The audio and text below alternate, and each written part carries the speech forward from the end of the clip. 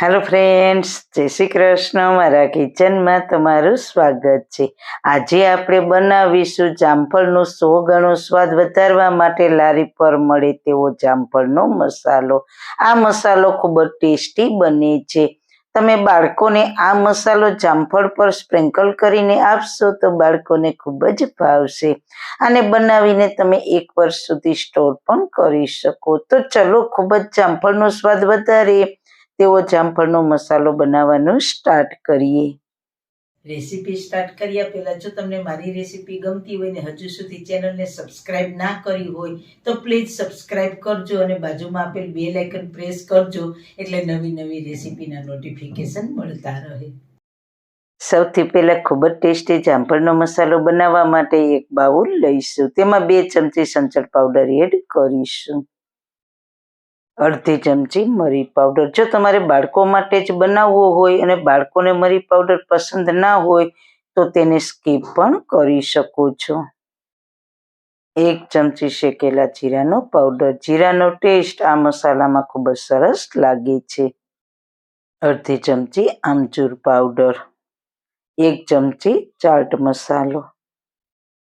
અડધી ચમચીથી પણ ઓછું મીઠું. મીઠું આપણે ઓછું એડ કરીશું કારણ કે ચાટ મસાલો અને સંચળ પાવડરમાં મીઠાનો ભાગ હોય છે એટલે જોઈને જ ઉમેરવું.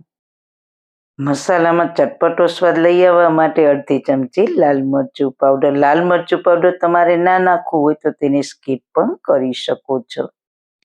અડધી ચમચી દળેલી ખાંડ એડ કરીને બધા જ મસાલાને સારી રીતના મિક્સ કરી લઈએ.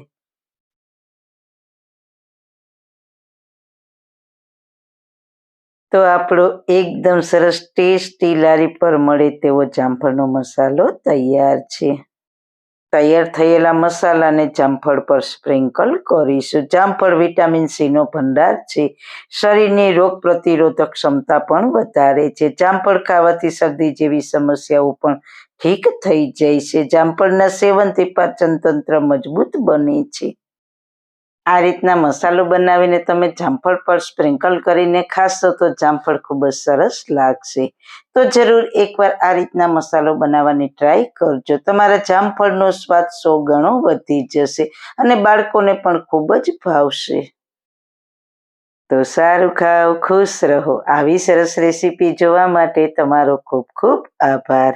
મારી રેસીપીને લાઈક કરજો, શેર કરજો, મારી ચેનલને સબસ્ક્રાઈબ કરજો. ફરી મળીશું નવી રેસીપી સાથે. જય શ્રી કૃષ્ણ. જો તમારા વાળ ખરે છે, નાની ઉંમરમાં સફેદ છે, વાળનો ગ્રોથ નથી થતો, વાળમાં ખોડો છે, તો આ તમામ પ્રશ્નોના સોલ્યુશન છે આ હેર ઓઇલમાં. તો અનેક પ્રકારની ઔષધિ ગુણોથી ભરપૂર આ હેર ઓઇલના ઓર્ડર અમે લઈએ છીએ. તો તેના કોન્ટેક્ટ નંબર નીચે આપેલા છે.